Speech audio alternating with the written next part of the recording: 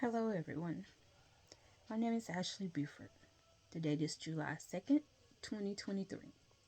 This video is for ESL 436N, Method of Structured English Immersion for Early Childhood Education. My professor is Susie. The title of this assignment is Home and School Connections. If you hear any background noise, I'm sorry. I do have children. They are in another room, but sometimes they get a little out of control, especially the baby girl. She likes to scream. To get started, let me tell you about cultural influences, cultural competence, and social emotional needs of ELLs in teaching and learning. ELLs are early language learners in your classroom. First off, I would like to start by saying I believe it is very hard for someone who does not speak the language to be in a classroom full of people who speak the language and they have to figure out what is being said or asked of them. For example, if we were to go to Spain and we didn't know their language and you were sitting in a classroom of a whole bunch of people that was speaking that language and you didn't know that language, it will feel very uncomfortable.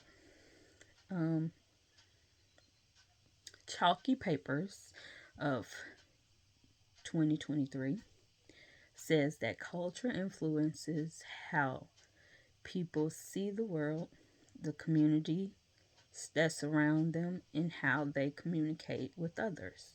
Just like us, what goes on around us can influence our behavior or what have you. This is also true for other cultures. Just we have to keep that in mind. Now, now we will talk about um, intentional strategies for families and community engagement that support and highlight the assets of home language communication, family involvement, and culture to build family communities and school partnerships. According to differentiate, I can't say this word, differentiated teaching 2023, it is important that we as educators keep a great homeschool relationship with our students and their families. This is because as long as you're building those relationships, it will make the families become more comfortable with letting their child be with you, and their child may be more comfortable with learning what you have to teach. That being said, some ways that we can help build on these relationships is by sending home newsletters in their language, talking to them more, becoming more friendly with them instead of talking academics with them and their children about their children. Just keep talking.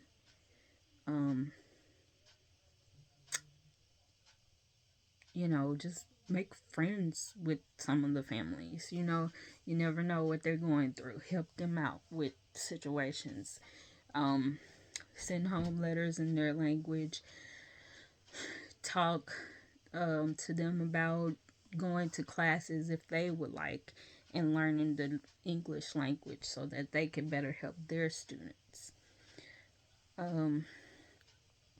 See about getting translators in the classroom, somebody that can talk their language.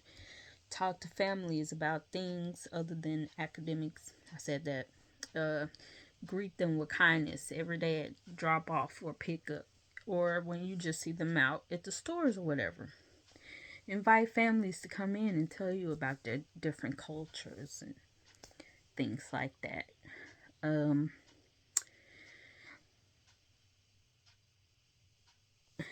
bring in people from the community that can speak the child's language or the family's language, their home language, and go from there.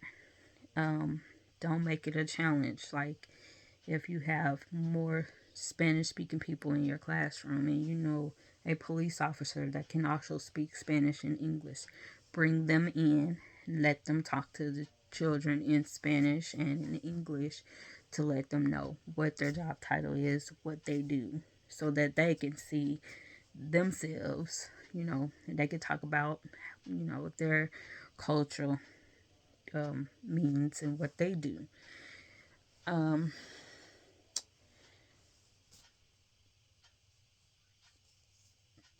uh, Let me explain exclusive inclusive schools and classroom environments, taking into consideration language acquisition and key environmental factors such as family, community practices, and the role of culture in student learning.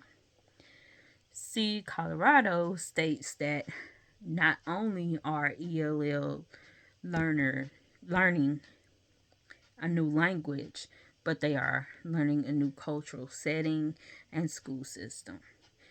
Let us try putting ourselves in their shoes. You can help these students by learning to pronounce their names correctly. I know sometimes it be hard, but if you talk to the families, they will tell you the correct pronunciation of their names, and you can go from there. Uh, Offer them someone who is bilingual to help them when needed. Give them some one-to-one time. Have visuals around the room. Do things that are cultural, um, that their culture is used to doing.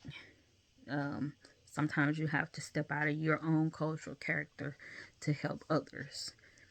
Make sure languages are represented in the classroom. So if you label a shelf in English, you might want to put it in another language also.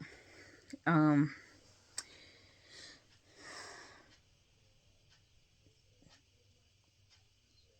uh, and remember to repeat, repeat, repeat.